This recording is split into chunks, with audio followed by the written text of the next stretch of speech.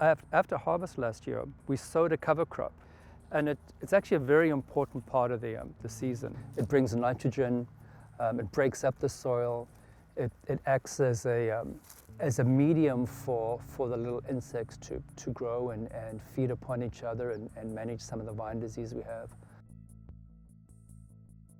The early part of the 80s, the deal was that you shouldn't see a weed in the vineyard, neither underneath the vines or between the rows. Everything was just totally disked. There's just so many things that we do today that in some ways common sense, but also being smarter and not just resorting to throwing chemicals at something. It's fascinating, the whole cycle of growing the grapes. I think that's one of the things that really fascinated me when I was a kid growing up on the farm in South Africa. Is you take a piece of wood like this, put it in some water, and after a while, shoots come out of it. You know? And you're creating another plant. You know? It's incredible. It's really amazing.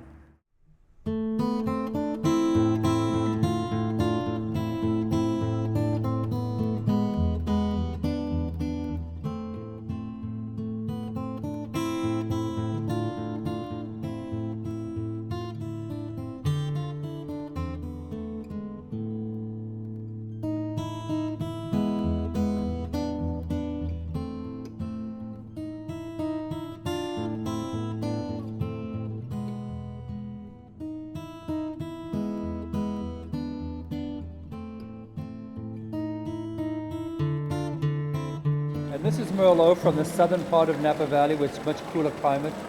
So we inherently get a better color development in the grapes in the cooler climate. And also these very aromatic aromas that you're smelling. So when you started this draining process, the cap was up probably over here, and probably about this thick. So the juice was coming out really clear. And as you're taking all the clear wine out the bottom, the cap has started to sink.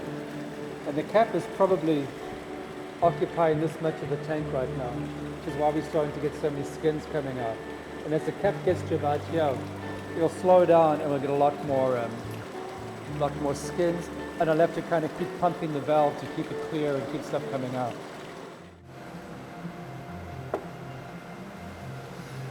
So this is an incredibly interesting photograph.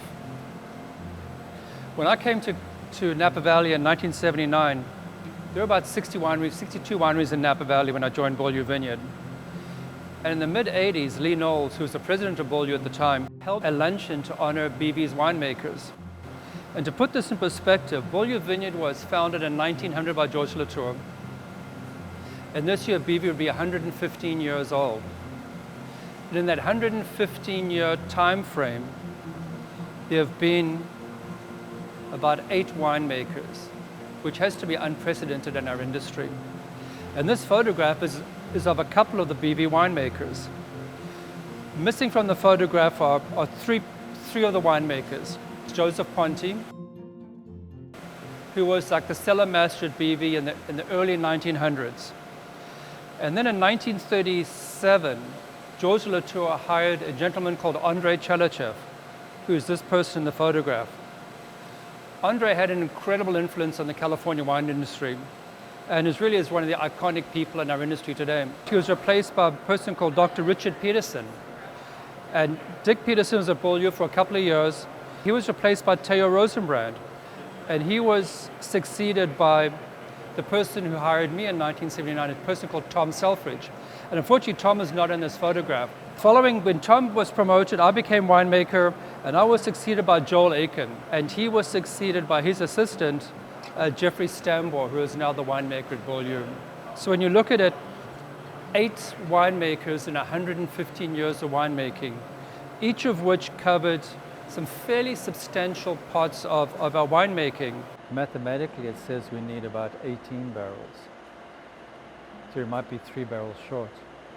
I've often said you could take like a dozen winemakers, give them the same winery building and the same grapes, and a dozen wines will come out the other side. There's just so many pieces in the operation that you can do differently that will influence. In many ways, I think the piece that makes us want to do this over and over again, this almost masochistic, 2-month period of your life, but it's like it's new. You know, it's a new, exciting creation process that you probably haven't seen some aspect of that vintage before. It's going to be a new curveball that you have to figure out.